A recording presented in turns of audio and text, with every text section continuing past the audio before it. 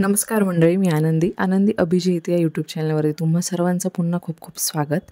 तर आज आपण एकदम कुरकुरीत असे साबुदाणे वडे बनवणार आहोत। तर त्यासाठी व्हिडिओ कुठेही स्किप न करता शेवटपर्यंत नक्की बघत राहा। तर त्याच बॅटरपासून आपण थालीपीठ कसे बनवायचे ते देखील बघणार आहोत।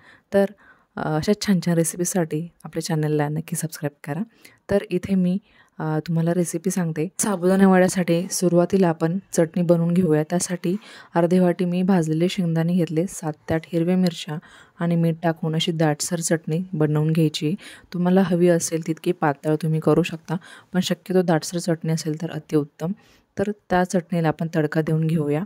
तर एका पॅनमध्ये मी थोडंसं तेल आणि जिरे टाकून कोथिंबीर घालून व्यवस्थित परतवून घेते आणि आपण जी चटणी बनवलेली आहे त्यावरती मी ते टाकून व्यवस्थित मिक्स करून घ्यायची, जेणेकरून मस्त आपले जे जिरे आहे ते तडतडलेले आहेत, तर त्याचा सुगंध, त्याचा सुवास या चटणीमध्ये उतरेल आणि चटणी ही अप्रतिम देखील लागेल।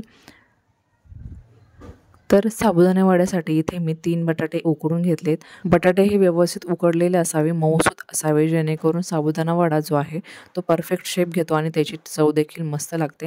त्यानंतर आपण ह्यामध्ये मीठ, हलकंसं जिरं आणि शेंगदाणे आणि हिरवी मिरचीची चटणी घालणार आहोत। तुम्ही हिरवी मिरची जी आहे ती कट करून घेऊ शकता किंवा फक्त जाडसर शेंगदाण्याचं कूट देखील यामध्ये ॲड करू शकता।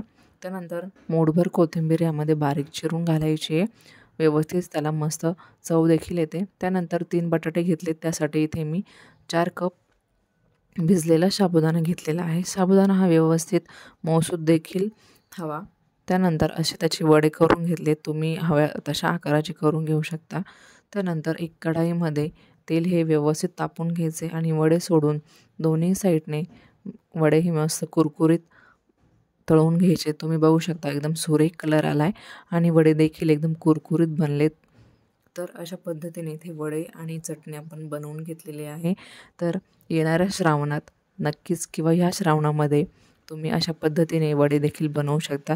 तर याच बॅटरपासून इथे मी असं थालीपीठ जे आहे ते थापून घेतलं आहे, कपड्यावरती थापून घेतले। तुम्ही हवं असेल तर प्लास्टिक पेपरवरती देखील थापून घेऊ शकता आणि तव्यावरती हे मस्त दोन्हीही साईडने व्यवस्थित भाजून घ्यायचे आणि आपण जी चटणी बनवलेली आहे त्याच चटणीसोबत हे खायला देखील खूप सुंदर लागतं, अतिशय चविष्ट लागतं।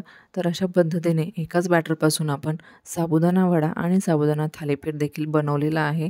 तर तुम्हाला व्हिडिओ कसा वाटला ते कमेंट करून नक्की सांगा। त्याचबरोबर व्हिडिओला लाईक करा आणि कमेंट देखील करा।